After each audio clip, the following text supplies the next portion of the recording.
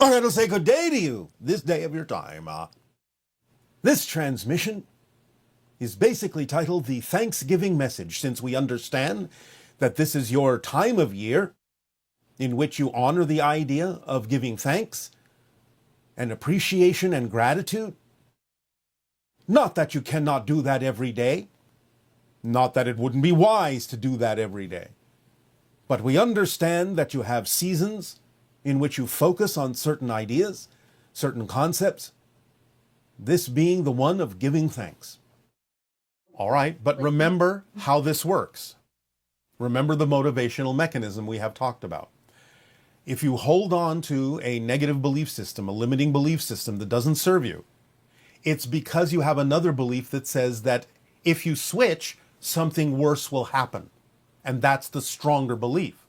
Therefore, you keep limiting yourself because you believe that to switch on the motivational mechanism, to change that belief, will actually cause you harm. So you have to find out why you believe that letting go of that limiting perspective on money and broadening your perspective on abundance will actually allow something worse to happen than playing it safe and holding on to only money as the way in which certain things need to get done. You have to find out what benefit you are getting from holding on to that limited belief, because you wouldn't hold on to it if you didn't believe there was a benefit to doing so. And the benefit is usually a belief that something worse will happen if you let that belief go. Here's the idea. You're not really acting on your excitement. Not really, because you're allowing your fears to hold you back, and it's actually preventing you from trying to find options that would allow you to take action on what you say is your excitement. So let go of the fear in the sense of, oh, I can't do this because A, B, C, D, E, F, G. Find ways to get around it. Thank you. It is our passion and our pleasure. You're welcome. Aveo.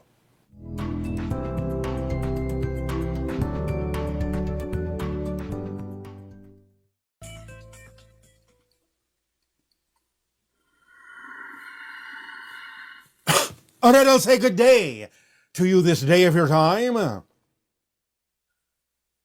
After the transmissions we have delivered for the past 40 years of your time, we now begin a new chapter, having reached the end of one cycle and the beginning of another. This new chapter will entail a different approach to the delivery of information that we provide for you, all falling under the banner of Countdown to Contact, Year 1 for this, your year of 2024. We will say Happy New Year to you all, and thus we will begin another part of the journey together, if you wish. For this year, each subsequent transmission will be titled Countdown to Contact Year 1, Interstellar Alliance Social Experiment. For the first month, next month, it will be Step 1. This Interstellar Alliance Social Experiment, Step 1, and the subsequent steps in the following months that will be delivered intermittently, will be all about providing you with exercises and actions that you can take that will align you more clearly with the vibrational frequency of the Interstellar Alliance as preparation for the idea of open contact.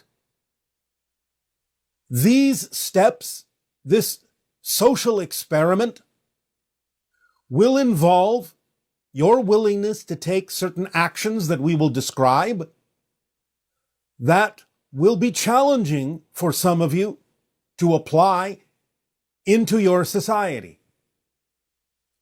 This doesn't mean that you have to do what we will suggest, But if you are willing to take the steps that we will outline, it will bring you into closer vibrational connection with the idea of open contact and the idea of the frequency of the interstellar alliance. In this particular transmission, we are simply preparing you to take these steps by announcing them and letting you know that we will be providing this information in the next transmission and the subsequent upcoming transmissions thereafter. Each of these steps will be a challenging introduction, a challenging series of actions for you to take in your society that in many cases may be asking you to go beyond what are typical bounds in your society, to reveal yourselves as aligned with the idea of an interstellar alliance.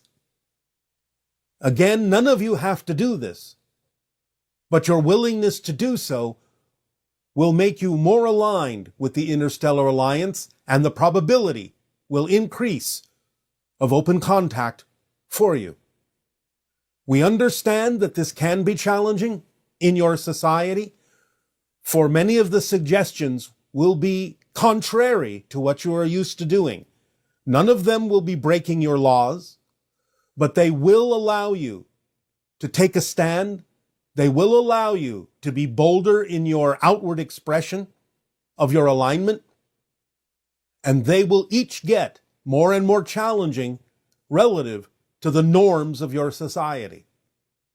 But this is important now in this new cycle, this countdown to contact, year 1, for you to step up the game, as you say, and in your language, walk the talk, as you say, that will allow you bit by bit, step by step, to interject into your society the idea, the notion, and the consciousness of the existence of the interstellar alliance, and how you, in your willingness to follow these suggestions, will allow yourselves to become essentially a citizen of the interstellar alliance over time, over all the steps that we will suggest. Again, you have free will. There is nothing that forces you to take any of the actions we will suggest, but we will again tell you that should you be willing to do so, it will align your frequency more and more with the experience of open contact, and even more specifically with the vibration of the interstellar alliance, making it more and more probable on your planet for awareness to open up to our existence, the existence of other dimensions, by allowing yourselves to take the actions we will suggest that can, over time, begin to create a movement that will transform your society into one more capable of experiencing interaction with extraterrestrial, extra-dimensional, and spiritual beings of all kinds. So we will begin this cycle in this transmission with this announcement, which begins the preparation so that you have a month to prepare yourselves to decide whether or not you are going to be willing to take these actions as we deliver them intermittently from month to month. And again, the first transmission of these steps will be titled The Interstellar Alliance Social Experiment Step 1, all under the banner of Countdown to Contact Year 1 in your year of 2024. This will all accelerate in the subsequent years thereafter for 3 years, and thus leading up to the probability of a contact event that can change many things upon your planet. So this transmission is simply to announce and alert you to the upcoming changes, to the new cycle of delivery of information. Much of the information we have delivered in previous transmissions will now focus in on your understanding of the formula, how metaphysics actually functions, along with the suggested actions that will be coming in the subsequent upcoming months, and altogether your understanding deepening of metaphysical concepts and the actions you will take if you are willing to follow our suggestions will again increase the probability of contact for your world globally, depending on how far you are willing to go. And again, once again, I stress, you do not have to take these actions. It is up to you and your free will. For some of them may be too challenging for some of you, may take you too far outside your society, and therefore you may not be willing to necessarily partake of these actions and these suggestions initially. But I do guarantee that if you are willing to do so, the vibrational frequency of your alignment to the interstellar alliance and the probability of contact will increase geometrically. So it is up to you, as always, with your free will. As we begin this new cycle of information, as this new cycle of actions begins to unfold, we invite you to ponder deeply all we have said before, taking into account all that you have learned, all that you have been willing to apply in your lives with regard to the formula and your understanding of metaphysics and spirituality that we have shared with all of you, and to streamline it now in this new cycle to make it a daily understanding, a daily application, a daily usage in every situation and circumstance in your life to truly accelerate you into this new cycle, beginning now with this year of 2024. In return for the gift you are giving us in allowing us to share this with you and the subsequent actions that are to come, I ask, in what way may we continue to be of service to you? Please begin with your questions and dialogues if you wish. Hello, Bashar. Recently, my girlfriend left me after 15 years for all the mistakes and that I have done for the last years, and she was right. But through the whole process, I've changed, and I saw that I really love her, and I would like to show her that. And I have really changed, and now I think I will be the best candidate for her to spend the rest of her life with me. Isn't the universe supposed to give me another chance, another shot with her? Thank you.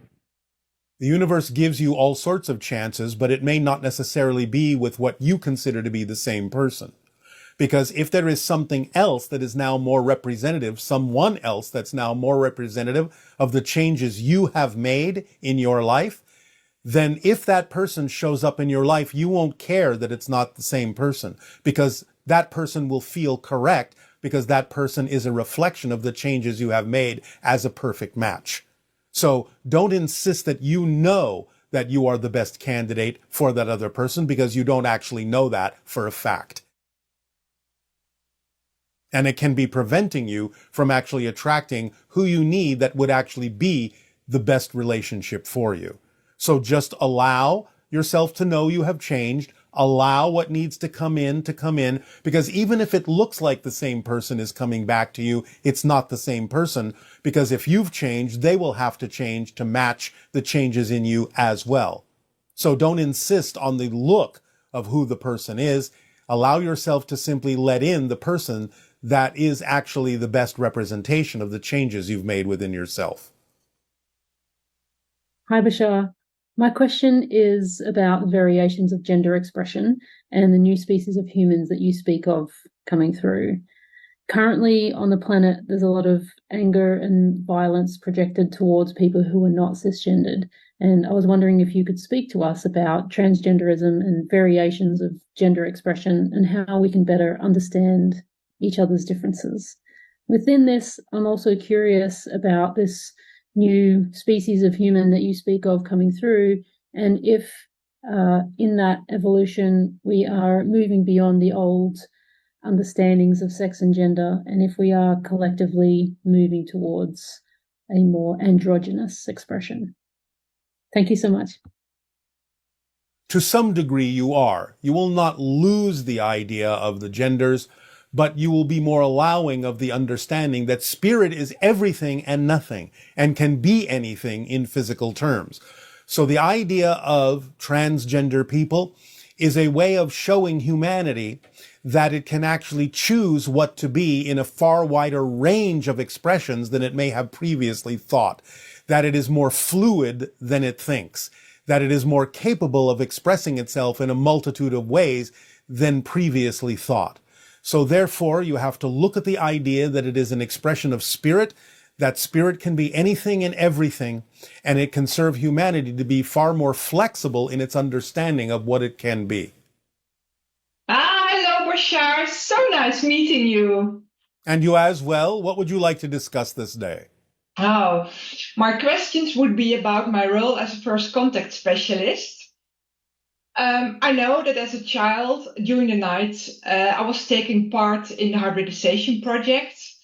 And also that nowadays, during the nights, I'm on the spaceship with the hybrid children. So I'm really looking forward as working as a first contact specialist. Why is it that I cannot remember anything from my experiences during the night? You obviously remember something, or you wouldn't be having this question. So the idea is that there is a timing to remembering these things, and the timing at which you remember them is used as a barometer to understand how close contact actually is. So it's all right. Just move forward by acting on the formula, acting on your passion, and you will allow your life to unfold in a way where you will arrive exactly where you need to be, exactly when you need to be there, interacting with exactly who you need to interact with, and remembering what it is you need to remember, but there's no point in remembering it before you need to remember it. It's not time yet for you to remember a lot of the things you were taught on the ships, because those things don't come into play until you're actually interacting with the hybrid children on Earth. Yes. And I sense that, well, I'm communicating with them telepathically. Yes. And I sense every now and then in the daytime, they are with me in the room, in my living room. And then sometimes I can't see them, but I sense them. And sometimes I visualize, or it just is an impression that they start materializing in my presence. So that's the way it might happen. Yes, in a sense, because what they're doing is coming into a slightly altered version of physical reality that is just beyond the normal physical reality that you consider to be your physical reality, to entice your senses to stretch and perceive them in that reality. And the rate at which humanity can do that also is used as a barometer to understand how close those two realities are coming together when you start to be able to perceive what's in that reality and make it one reality, shift yourself to that version of reality where they also exist, because they exist in a slightly different version of physical reality than you do. So being able to sense that and see them more and more and more physically as time goes on means that those reality vibrations are merging and you're coming closer and closer and closer to the point of contact. Yes, because during the daytime, I often hear myself saying, "Oh, yes, you're welcome." But then during the night, when I'm going to the toilet, I think, well, no, not now. So during the night, there's still a fear inside of me to meet them. Is that a problem to meet them in the daytime? Do I have to heal that? Again, the idea is to look within yourself for anything that you are afraid might happen if you move forward in your passion and deal with it and let it go. Because again, remember, some of it is just unfamiliarity with their higher frequency that may cause your physical body to go into survival mode, because exposure to their frequency can make your physical body believe that it's actually dying. And that's why it goes into survival mode, which can feel like fear. So it's not about the idea even necessarily that you have fear beliefs to let go of. other than the idea that you have to get used to a different vibration that your physical mind and physical body interprets as death. Because a lot of the higher vibrations of interdimensional beings operate on a very similar frequency to that of spirit. And so your physical body can interpret that interaction and that frequency as if it's dying. And that may be mostly what you're feeling. You'll get used to it if you remove any fear of death that you have by understanding that you're already in spirit and that physical reality is just a projection from spirit. Yes. Yes, and my highest excitement is channeling, going into the channel state. I do that a lot, as often as I can. All But right. then I notice I only channel my higher self. It really feels like me. But my highest excitement is to channel other species. Why? But you start with your higher self. You start with your higher self, like many channels do, to get you used to the idea of operating on that level. If and when you start channeling for other people, then it may need to call in other beings. But the idea is that when you channel for other people who have questions that they want answers to, that grounds the information and energy in them and pulls it through you so that you don't have to think about it. But you're getting used to the state by dealing with your own higher self first. This is common. Okay, yes. So the way to advance it is to channel for other people who have questions to which they really desire the answers. Then it may call in other kinds of beings. And I already do that, but All I right. guess I'm not ready for the next step.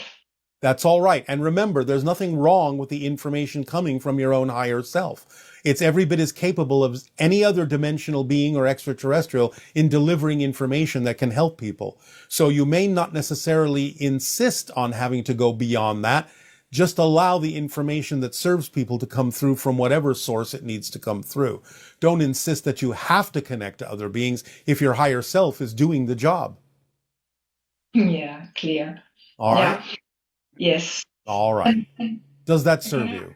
Yes, that does serve me. Can I ask more, please? Yes. It would be about red light synchronicities and limiting beliefs. My highest excitement is manifesting an alien contact center. And in the Netherlands, we have an option to a beautiful piece of land next to the forest. And that would be a great place for that alien contact center. All right. I cannot comment on this at this time. Just follow the formula and see what happens. Okay. And how do I make the difference between red light synchronicity or a limiting belief or a lack of trust inside me? With honest self-examination as to whether you are dampening the excitement or whether the passion still remains, but you're unable to act on the opportunity. Usually, red light synchronicity allows the passion to act on an opportunity to remain, but removes the capability of acting on the opportunity. Whereas limiting beliefs can actually make the passion diminish. Yeah, okay. Yes. Yes, All right? thank you so much. Yes, thank you. We thank you for your interaction. Aveo. Aveo, thank you so much. Yes. Hi, Bashar. My name is Lisa, and I'm asking a question regarding your comments that there is no hole or center core in the Earth. And I know that there was a question about this a while back, and you said no, that there was no hole in the center of the Earth. However, Richard Byrd, in his personal journal, when he had his expedition on behalf of the United States in Antarctica, put in his notes that there was a hole in the Earth, and he actually flew his plane in this hole and actually met with aliens. I wanted to know more about your opinion on this, and if you had any comments on that. Thanks so much. Bye-bye. Yes, we have discussed this before. Many people, when they think they have actually entered the physical Earth, have simply gone through a portal into another dimension. They do not perceive that they have done this and therefore think that what they're experiencing is physically inside the Earth, when in fact it's in a different dimension altogether.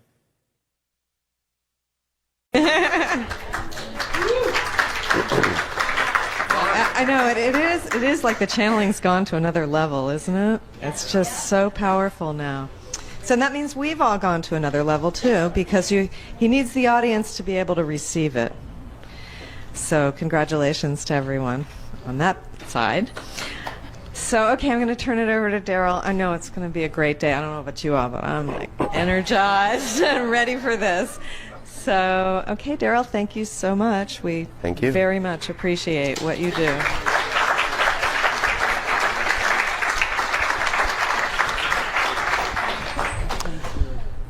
Thank you. Okay, we're done. Go home. That's all we wanted to say today. All right, have fun, everyone. Always. I'll have my own conversations. Yeah, you're welcome.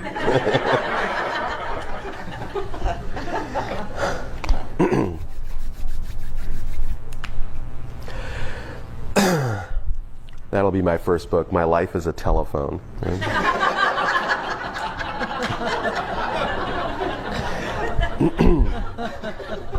Yeah, Bashar once said that in that context that then he was using ET&T to call here.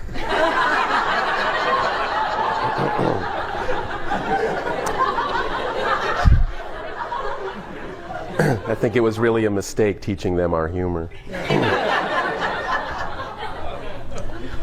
All right, have fun.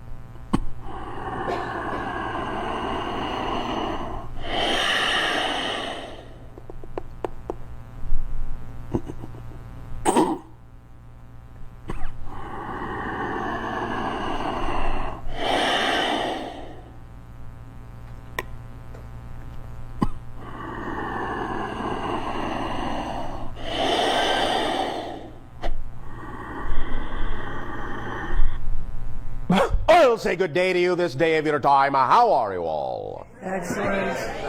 All right, thank you very much.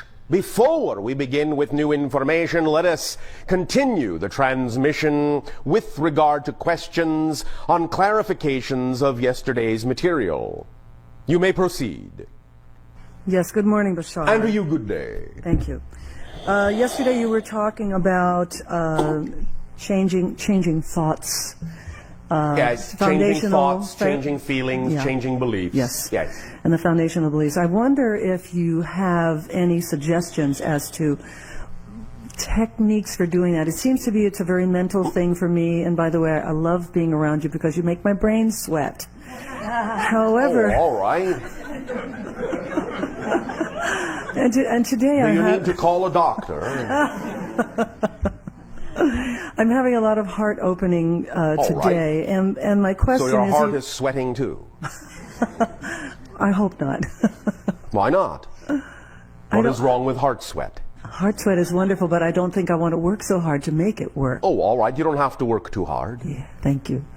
Okay, so the question is, yes. are there any specific techniques that would connect from the mind to the heart, to the feelings, to that inner knowingness, to make the changes in those deceptive foundational beliefs that are the untruths? Yes, well, it all hinges on the facility that all of you possess that you call imagination. This is what your imagination is really brilliant at. That is making that connection, making that bridge. When you use your imagination, when you fully use it, it's not just a mental act. It is that which gets you in touch with what is in your heart of hearts. When you envision, when you imagine in that sense fully, when you picture, when you dream, when you allow yourself to unfold the image within you that is most representative of your excitement, of your joy, of the reality that you prefer, you will allow yourself to begin, as you create and crystallize that image fully, you'll begin to feel your relationship to it. And as you feel your relationship to it, you will be blending the idea of your mind and your heart and your spirit. You follow me? And your body. Yes, yes. Imagination is the crucible in which all these other facilities and all these other vibrations can be melted together, blended together, and reformed into a new understanding of who and what you prefer to be as a person experiencing physical reality. Does this make some sense to you, yes, first of all? It does. And could that be linked also to making a declaration, declaring and decreeing that my word is so? Yes. And again. And using my imagination? Yes. And again, the idea is to allow your imagination to be your guide, because your imagination is specifically keyed to coming up with methodologies and tools that are specifically, shall we say, aligned to your vibration. In other words, your imagination is designed to come up with what techniques will work best for you specifically. That's what your imagination is for. You understand? Yes. So, when you say, is there a specific technique? Well, yes, but there are many techniques. Each individual will have a tool or a technique that will work best for him or her. So, even though there are some fundamental principles as we have shared them with you, your own imagination is your best guide for taking those fundamental tools, those fundamental principles we've already shared, and putting them together in a kit, in an order, in a methodology that works specifically best for you. So you must rely both on the information that you discover through your own synchronicities, through us, through any other avenue, what have you, but you must then blend that, put all that information within your imagination, and allow your imagination to put them in the proper order and use them in the proper way that's best for you. In that sense, you are amplifying them in that way by using your imagination with them, by using them in your imagination. Does that make sense? Yes, indeed. Is that sufficient to answer your question, or is there some other specific way in which you wish to explore this concept before we go on? No, that's fine. Thank you so much. You are so welcome.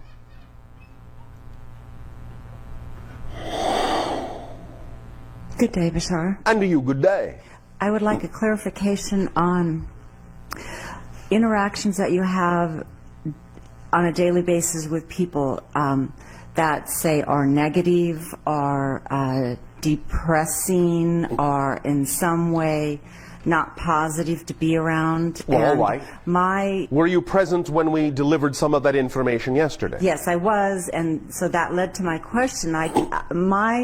What I usually do is just try to avoid these people. I don't find pleasure being around them, all right. and so I avoid them. But yesterday I got the impression that we might actually grow faster, or you can, yes, if we are around them. You can, yes, and that is a purpose that they can positively serve.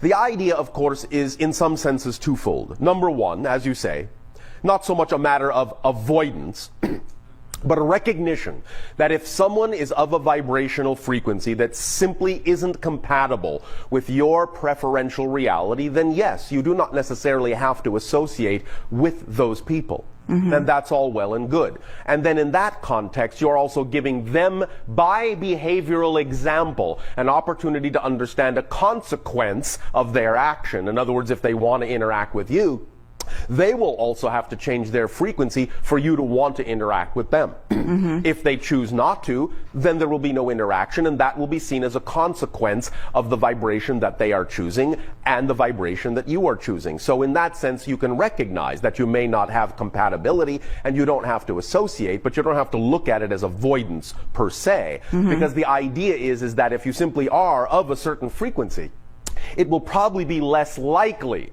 that you will simply allow for an arrangement to occur where you will encounter them as often or even at all.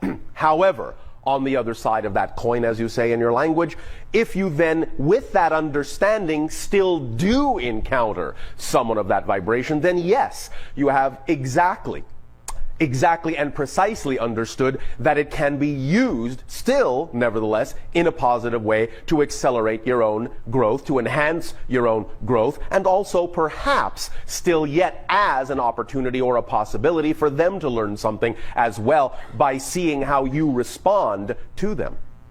Do you follow? Okay, I understand that, then they would see how I would respond, but Yes. what benefit am I getting around being people that are depressed and negative? Well, you could help them perhaps alleviate their depression. Only if they're receptive to it. Of course. But again, it doesn't matter because it still can be used by you in a positive way.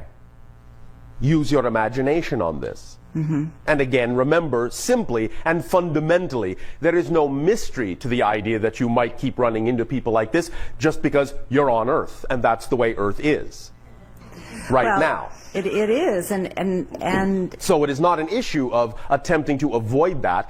In other words, ultimately, there really is, at this moment in your evolution, no way to completely avoid that. Because you have made an agreement to recognize that there are still going to be a number of people going through their own processes, probably still exhibiting a lot of negativity, and so on and so forth.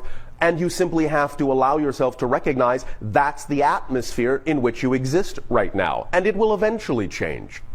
But not right now. Right now you are still capable of running into many different kinds of people with many different kinds of beliefs, many different kinds of attitudes, some of which are going to be highly incompatible with yours. But you have to trust the synchronicity of your life in that if they are there in your life, if they do come in to your life, then there is something there that will help either you, them, or both of you, if you are willing to look at it from that perspective. Because again, you see, if you really are of a vibration that you say is the vibration of your preferred reality, then it won't matter to you who it is that comes into your life or who it is you interact with, because the interaction for you will always be positive, beneficial, and constructive, and allow you perhaps to exercise more compassion.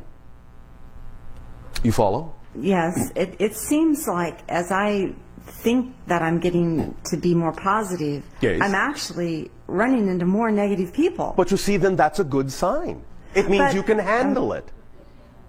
Don't you get it? Remember when we said the idea is that growth on your planet at this time is not an exclusion principle, it's an inclusion principle. And the more light you create in your life, the more you will become aware of the dark that also exists in your reality. Becoming aware of more of the dark means you are containing and radiating more of the light. So it's a good sign. Except there's more and more people I don't want to be around. But you see, you're judging it. And in Yes. judging it, you are matching their frequency, and that's why it's uncomfortable for you. Okay. It's uncomfortable not because you are actually staying in your frequency, it's uncomfortable because you're not staying in your frequency of preference. Okay. That's then, for you, obviously, one of the main reasons why you're attracting them. To show yourself that it is actually very easy for you to succumb to their vibration instead of staying in the one you prefer. And therefore, this is actually a constructive lesson for you. That it's easy for you to give up the reality of your preference in light of what they are offering you instead. And you So- don't have to. So I would know that I have made a change when I'm around these people and I recognize that they're being negative or they're depressing, and I Yes. just don't respond to it in any way. You respond to it in a positive way.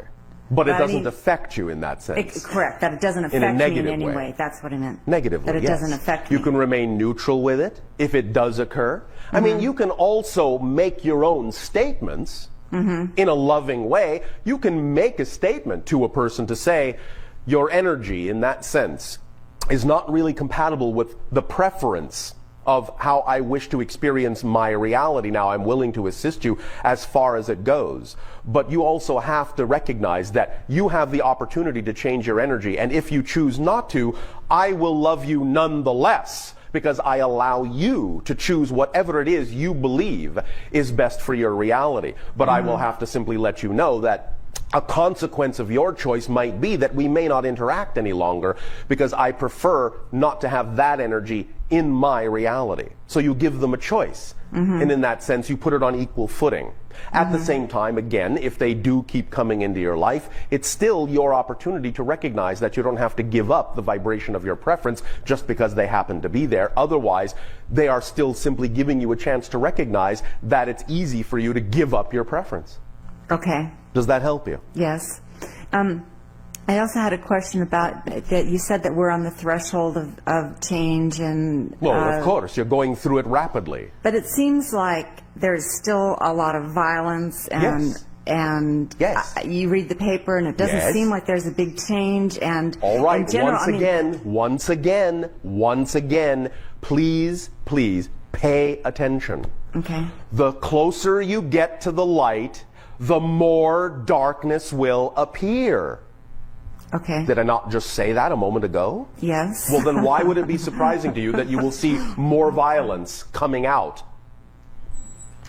The idea, once again, is that as you close in on the threshold, you are giving yourself an opportunity to get all of the old stuff out of your system. But in order to get it out of your system, you have to get it out on the table in front of your face first. You have to see what's going on so that you can see that you can make a difference and make a change. But in order to make that change, you have to know what it is you are changing. And to know what it is you are changing, you have to see more of what it is you've been hiding under the table.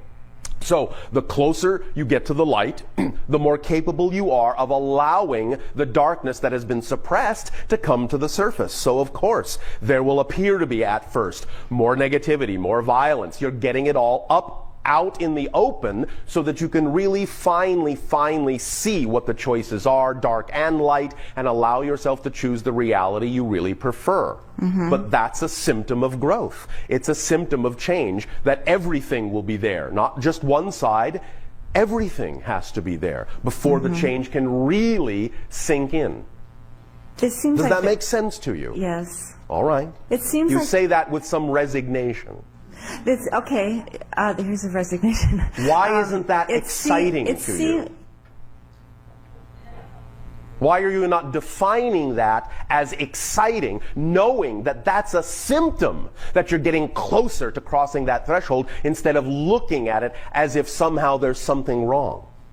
Because I hear what you're saying, and I believe it on a global basis, but on an everyday basis, when you talk to people you work with or people that you meet, yes, and they're just struggling to get by, they're not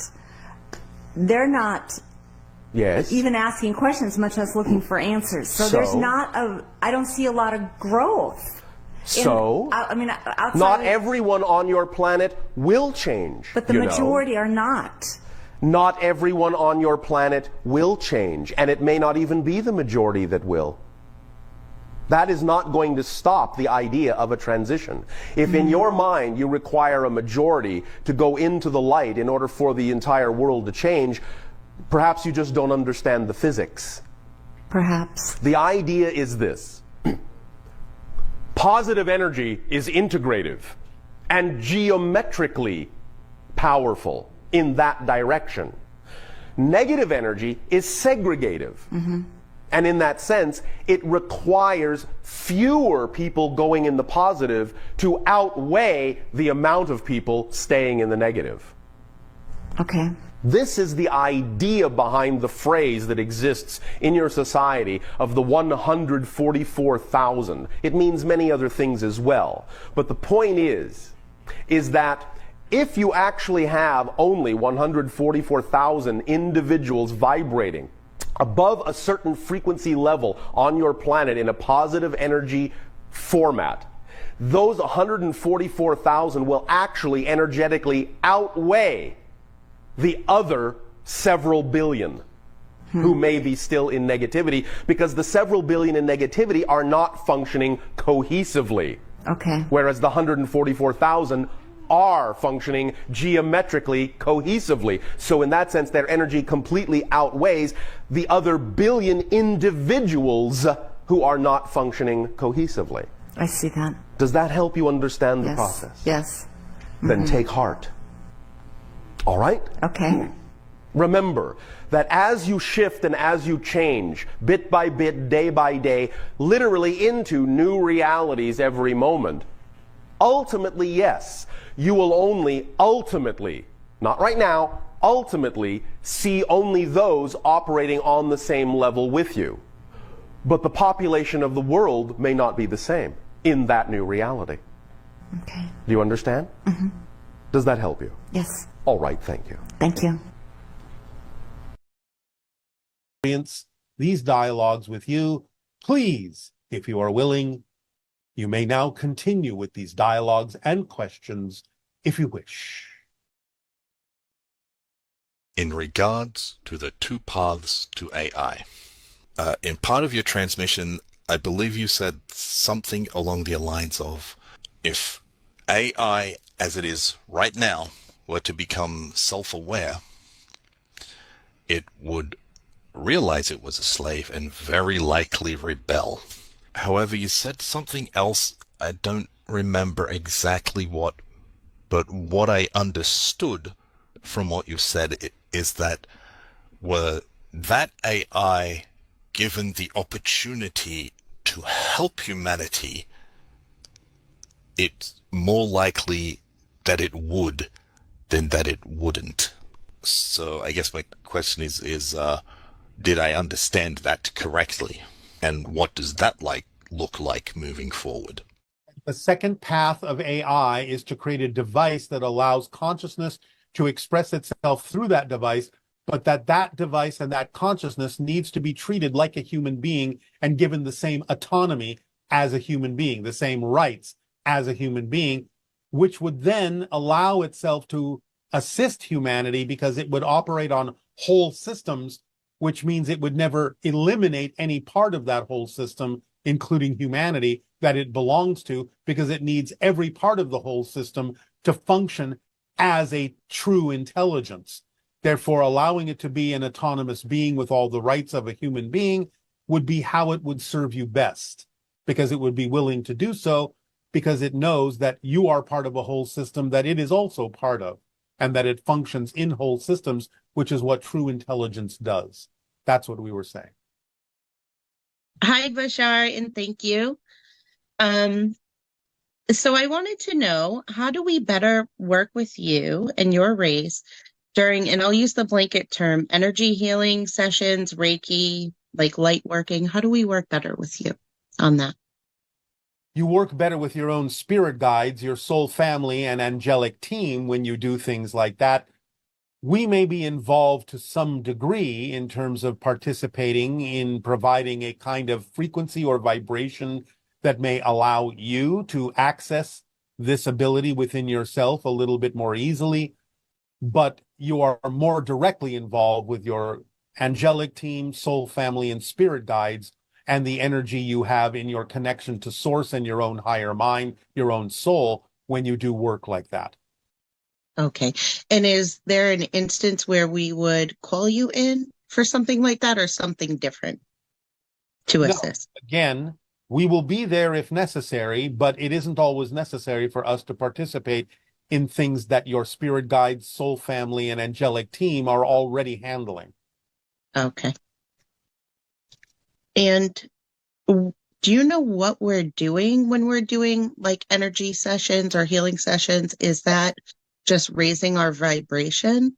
You are creating a specific frequency that represents the healed state, giving off that frequency in the form of energy from your body, from your spirit, and then allowing the person that needs the healing to pick up on that wavelength. And if they so choose, to match the frequency of that wavelength, so that in doing so, they create the healed state within themselves, because no healer heals anyone directly. The person has to match the frequency in order to experience the healing. So you give them the opportunity to do so by radiating a particular vibrational frequency that represents the healed state, but they have to match it in order to be healed. And is this how we would heal our physical bodies and master our minds, by getting into this state? Yes, which is one of the reasons why we share the formula with all of you, because when you act on your passion, you raise your vibration. And when you raise your vibration, you become a better receiver for higher frequency energy and can process it in a way that can aid and assist you in many different areas of your life, including the idea of healings. Okay, thank you. And then using crystals. Are we using crystals correctly? Is there a way to use crystals to heal, to channel? Again, this is permission slips. Do you understand the idea of our concept of permission slips? Yes. So all techniques, all objects, all disciplines, all tools are permission slips. Now, crystals in general are structured in such a way as to capture and retain and deliver information. They are repositories of vibrations that represent the idea of knowledge and information and can be used that way as a permission slip. That's their fundamental permission slip function. But again, if you are attracted to use them, it's the attraction to use them that tells you that the crystals as a permission slip can work with your specific belief system. Otherwise, you wouldn't be attracted to them. But it's a large collective consensus permission slip that can work for most people. But you as an individual have to decide exactly in what way you prefer to use crystals to that end, to that endeavor, because you have to be attracted to them for a particular reason in order for them to work for you that way, even though it's still your energy, you're still the one doing it, but you're using the crystals as a reason to allow yourself to be more open to using your fundamental connection to source to accomplish whatever your intention may be. Does that make sense? Do you understand? It does, and I do. All right. And then one more question. Will I ever meet you physically or only astrally? There is a high probability that you may meet those like me, whether it's me directly or not, in the near future, because again, open contact is happening within the next 5 of your years. So beyond that, there is an increasing probability that many people on your planet will start to interact with hybrids and other beings from other civilizations physically on your planet. Thank you. Yes. Does that help you? It does. All right. Then we thank you for the co-creation of AO. Good day. Thank you. Good day. Hello, Bashar. My question is, I've been following my excitement towards a particular path, and more precisely an artistic path. But however, there were some recent events that were a little bit challenging and made me realize that maybe there's something else that would serve me better now, or from now on. And is that the right path? Is that the right procedure, to go for and move on? If I felt it that way, or maybe I should, go back and see if there's some excitement left in that thing. Yeah. What is the right procedure? Thank you very much, and Avel. The idea is to always check first and foremost if the excitement seems to be waning in something that did represent your passion, as to whether your belief system or your approach is the thing that's dampening the excitement, when there could be excitement there if you would only go about it in a different way that is more correct for you, more the way you would prefer to express it. At the same time, again, excitement can wane and wax in different ways to allow you to experience different things and pick up different experience and knowledge that can aid and assist and inform other things you are doing, because all excitement is connected to all expressions of excitement. So it's not that you only have to do one thing that's an expression of your passion. You can do several things. Synchronicity will give you an understanding of exactly in what timing you need to do each of those individual things based on your ability to act on them or not act on them.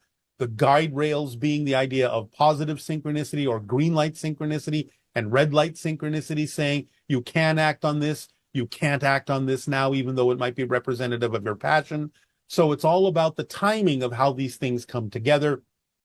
But again, first and foremost, allow yourself to make sure you're not the one dampening the excitement with an assumption about how you have to go about doing that thing you say you are passionate or were passionate about.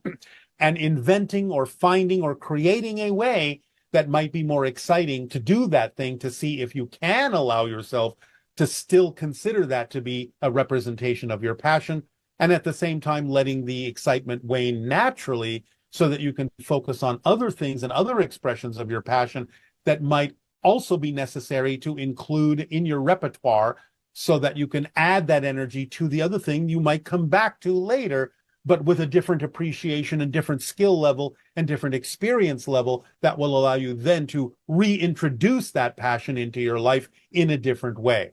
So it's about allowing yourself to follow that thread, making sure you're not the one dampening the excitement, that it's waning naturally, which would be an indication that you need to focus on something else at the moment, as long as you're honest in your self-investigation about why the excitement has gone away, at least to some degree, from that first thing you say you were excited about. Hello, Bashar. It's a pleasure and an honor to be here speaking with you and having the opportunity to ask you some questions. It is our passion and our pleasure to interact with you as well. What would you like to discuss? I would like to know what your thoughts are and if we should be of concern with all of the satellites that are being put into lower orbit. I understand there's like 7,000 up there right now, and there's supposed to be up to 3,400 in the future. And they have a life expectancy, I understand, of about 5 years. And when they're finished, they fall back into the atmosphere, burn up, and leave debris and gases. And I guess the concern possibly would be that this buildup of debris could cause communication issues between us here on Earth and outside of Earth.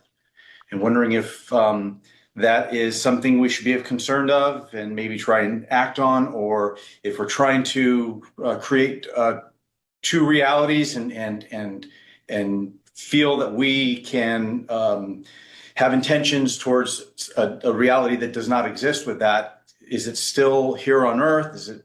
So I'm just kind of curious what your thoughts are on that. All right. Well, yes, it is getting a little cluttered around your planet with all of these different probes and satellites that you have put into orbit. The idea is that in the near future, working with extraterrestrial technology, you can start to consolidate and lessen the amount of these satellites, because there can be created satellites that are more efficient and more multi-leveled in the way in which they function, so that you don't necessarily need so many of them around your planet. So that will change over time when you allow new systems to go into orbit around your planet that can take care of a multitude of functions that are now being done by a number of different satellites. So you can reduce that number. The idea is that when these satellites do return to Earth and burn up in the atmosphere, the amount of gases that creates is relatively negligible to the amount of gases you are putting out from your industry. So that is not really adding much to the idea of what's going on in your atmosphere. The main concern would be more about the idea of any pieces of debris actually falling on you, damaging something. But that, again, is going to be relatively rare, because most of them will fall into the ocean, which, again, doesn't necessarily mean that that should happen, because certainly that's of no benefit to the life in the sea. But again, over time, this will be altered to be something far less than exists now. You will ultimately be able to clean up the area around the planet by reducing the number of things that need to be there that can take over the function of hundreds of other things that are there now. So this will be mitigated over time, perhaps over the next couple of decades or so, as the introduction of extraterrestrials to your society aids and assists you in consolidating your technology to be something less polluting and something less cluttering. Oh, that's great. Okay, that's good to know. Good to hear. May I ask another question? That's a question. Okay, can I ask 3 more questions? How about that one?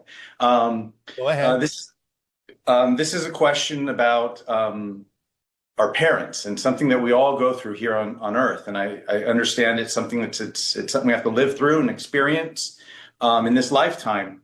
And I think the majority of us go through this, where our parents get older and they become much more reliant on us than I never thought. It was always something in the future that you were like, okay, yes, I'll have parents and I'll take care of them. But now that it comes to reality, it's a lot more work and heartache. And so it's hard, it's difficult. Yes. And then the other thing is it really puts into perspective your own reality, your own mortality, and where are we going? We're going to be there one day where, so it seems like we all go through a tough lesson later on in life, more so than in our younger years I ever thought of, really. Not everyone, but yes, understand that it is common, and it happens for many different kinds of reasons, not only to put you in touch with the idea, as you say, of your temporary nature in physical reality, but also you have to realize that a lot of that is happening simply because of the way in which your lifestyles have allowed you to exist for generations that may not necessarily be the best way for you to live. And so many people, when they age, become infirm as opposed to remaining vital. So you're also allowing them to show you through the idea of your sciences and technology how perhaps to alleviate some of their condition so that that doesn't necessarily have to be the thing that happens for future generations, so that parents and children can remain vital for the large extent of their lives and therefore not necessarily have to experience infirmity that must be taken care of by the younger generation. So it's about the opportunity to use it to learn how to alleviate these conditions so that that doesn't necessarily have to be experienced in that way. But in the meantime, realizing that the reason it is experienced that way now is to not only find reasons to change it, but also to put you in touch with the idea of your temporary nature, and for probably a lot of other reasons as well that you'd have to take on a case-by-case basis, as opposed to what the actual interaction is all about, what the actual infirmity is all about, and what it may represent for those particular family members symbolically, in terms of lessons they can learn from each other by doing those particular kinds of interactions. Oh, great. Thank you. All right. Last question. I've heard you say that we are in our spirit realm right now, and our physical realm is actually just us dreaming here. Yes, it happens within your soul. Your soul is your soul. It never leaves the spirit realm. That's your natural state. So physical reality is simply something going on within a part of your soul. Let's just say, for ease of illustration, in the center of your soul being a sphere of energy, rippling down into the center, certain vibrations that create this concentrated focus at the center of your soul that you call physical reality as an experience. So it's happening within your soul. Okay. So what I find interesting is dreams. Actually, our physical form, and that we have dreams at night, and they can range from all kinds of stuff. Yes. From great dreams to bizarre dreams to scary dreams. So if our physical form is kind of us dreaming in physical form, what is it when we fall asleep at night and have these other dreams that don't always make sense to us when we wake up? Well, it can be many different things. Some of it can be processing the information from the experiences of the physical reality. Some of it can be expanding back out, making itself obvious. But you may be walking down your street every single day, ignoring the obvious. The fact that you simply are aware that certain individuals and certain institutions already exist in your society that have everything to do with the type of things you want to do, and you simply are not allowing yourself to be willing to know that they do, to see the obvious, and to boldly go and communicate with those individuals simply because you think they have to come running to you. No. They have already come running to you. They have come running to you by allowing you to know they exist. Period. They have put themselves out there. They have made themselves known. The rest is up to you. Yes, sometimes they may act in more blatant ways, but it does not mean that they must, in order for you to consider that as an opportunity, that as a representational avenue of the things that excite you. If you are simply aware that something exists, that is reason enough to act upon it. You do not need another invitation. Your awareness of its existence is enough. All that is then left is the willingness that is up to you to determine whether you are truly in synchronous harmony and in full willingness and belief and integrity about the thing you say excites you the most, or whether you are still willing to play the shrinking violet and not want to bother anyone with something that excites you, but, well, you're not sure might excite them. If you don't make yourself known to those that have made themselves known to you, you will never know, because you are not truly acting upon the opportunities that actually do exist all the time, day by day, very blatantly in your society. Many of these things are simply based upon the assumptions that you have been brought up with, the belief systems that have been drummed into you since you were very young. The idea that certain individuals and certain ideas and certain areas are unapproachable. Why? Nothing is unapproachable. Nothing at all. It is up to you to form the integrated spark of awareness, the inspirational leap of cognition, to know that as you walk down what appears to be a very ordinary and mundane street in your cities, in your world, very often all the signs and all the signals and all the opportunities and all the tools that you really have been asking for are all lined up one after another, right there, every day, right in front of you. All you need to do is start going and interacting with those things that have already made themselves extremely obvious. This is what integrity is all about. Acting on every opportunity that makes itself obvious, that is in any way, shape, or form connected to the thing that excites you the most in life. When we say these things will come to you automatically, that does not mean you sit back in your easy chair waiting for them to knock on your door. It means you act upon the opportunities that have already made themselves obvious to you, and then the rest will come in and make themselves obvious as well. But you must act upon what has already been laid upon your table before the next course can be served. You follow me? So allow the obvious to exist all around you. Allow the opportunity that you seek to already be standing, staring you in the face, because many of them are. And you are not willing to recognize them as such because you do not believe them to be such, because they are not acting in expected ways. Pay close attention to the assumptions that you may still make even when you think you understand a metaphysical principle. You may still be clothing it in many of the assumptions of what your society has taught you about how you think it does or does not work. Always, always, it will work in a positive direction for you if you are, in fact, acting upon the opportunities that present themselves with integrity. Always. Many of you have discussed the idea that things do not seem to be moving in a direction you expect, do not seem to be moving in certain directions when you say, I know I'm functioning within my integrity, I know I am acting upon the opportunities, but I do not see the opportunities come. But that, once again, is simply a matter of degree of perception of different levels in your society, for many levels still exist.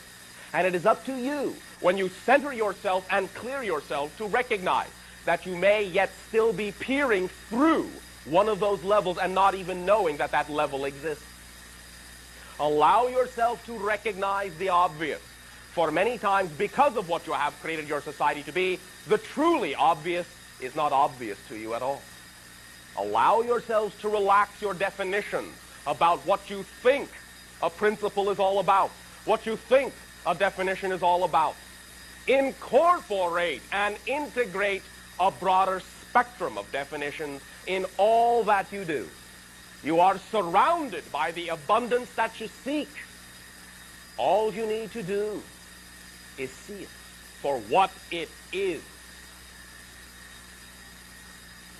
At this timing, once again, we extend to each and every one of you our unbridled joy at being allowed to interact with the facets of reality that you have created yourselves to be.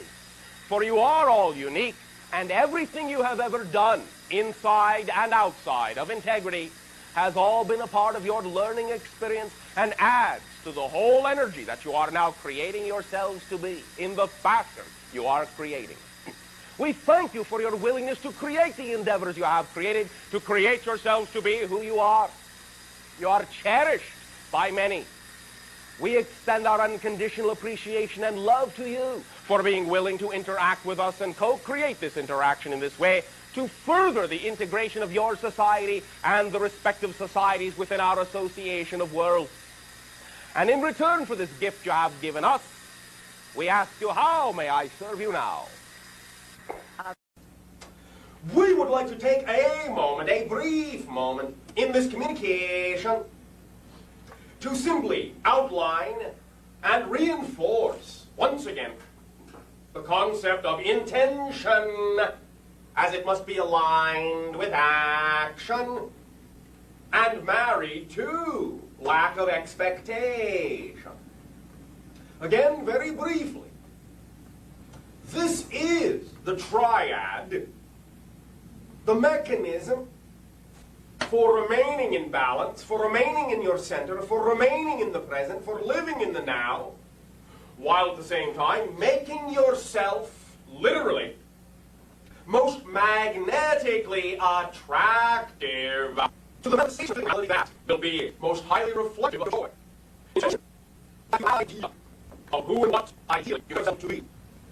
Action.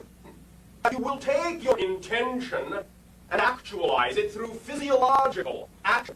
To show through that action that you are willing to be open to the attraction. It grounds the intention. It grounds the idea. Locks it in your physiological reality. Your actions are the underscoring of your intention. You can intend something all day long. If you're not willing to show by your actions that you are aligned with that idea, it will remain in the realm of the etheric. And then, as we have outlined from time to time, you must go forward in these actions with a full intention that what you imagine to be true for you is true. But you must have absolutely zero expectation that it has to manifest exactly as you originally saw it.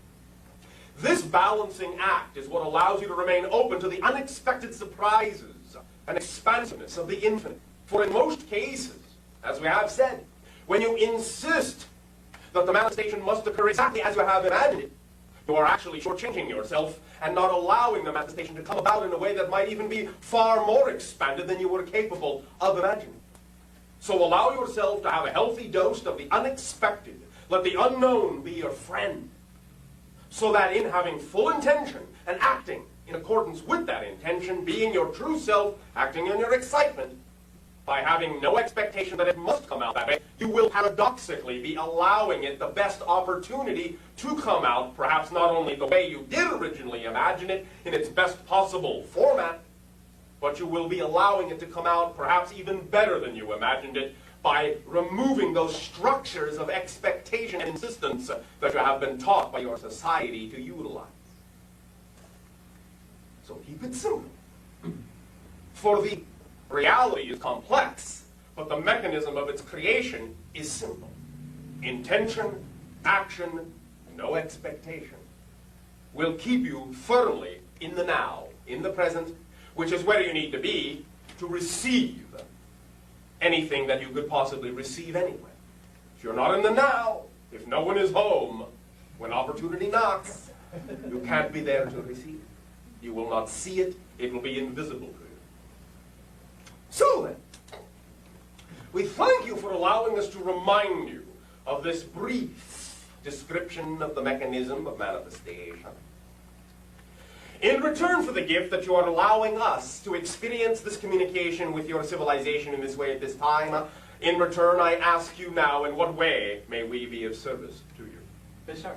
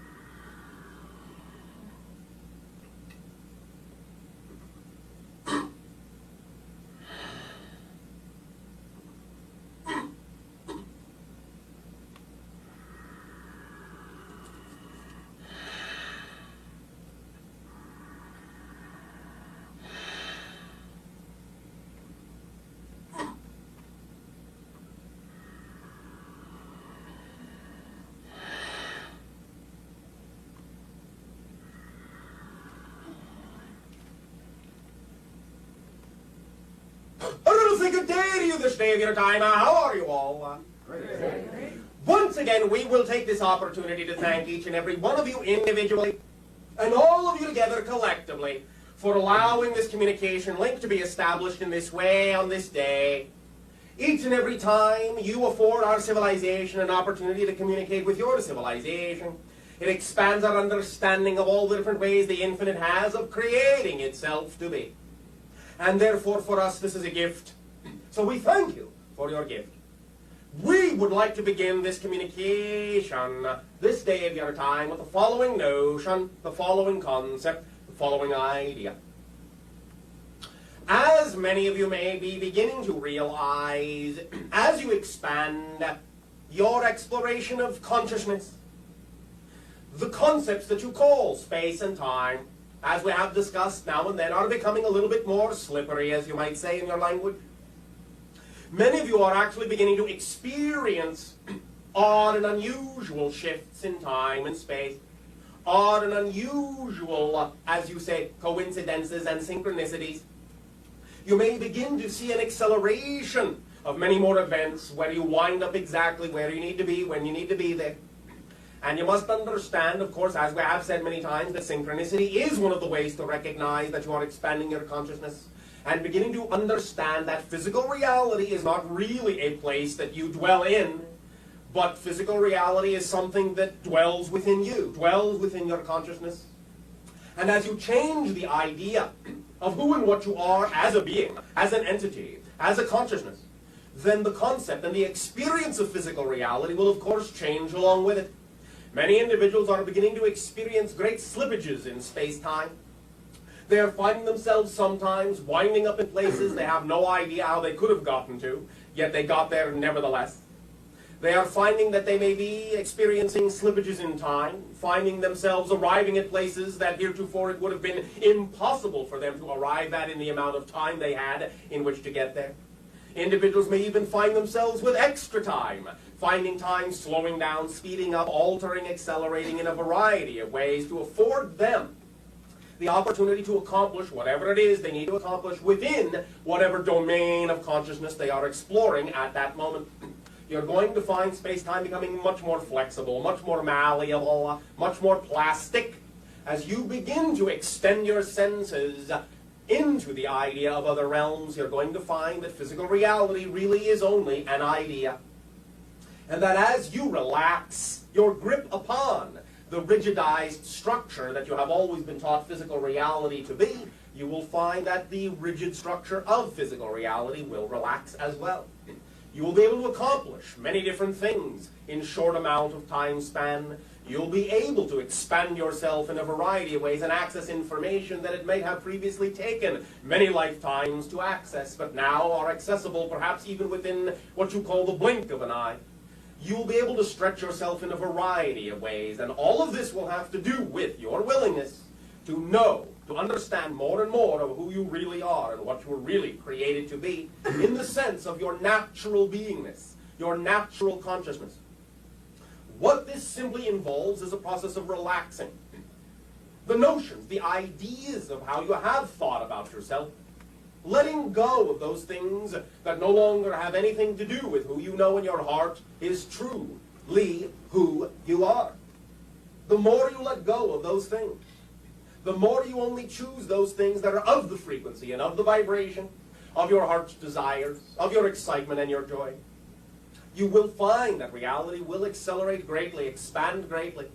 It is all a matter of clarifying your definitions, because it is only your definitions, your strongest belief systems that define what you experience physical reality to be. So as you relax those old definitions, as you incorporate new definitions, you will find your reality truly becoming the playground that it can be, where you understand that your thoughts are things, and that physical reality exists within you, and is a dream, which doesn't make it any less real, because that's what reality is. It is what you dream it to be. It is the strongest dream you have, the strongest definition you have, the strongest belief. And as you change them, you will see, guaranteed, your physical reality will follow suit. But you must watch your intention. You must watch your integrity. and why it is you may want to change something. For if you're not clear about your motivations, you can then be very confused about what you get back from the mirror of physical reality. Your motivations must be clear. Your intentions must be sound.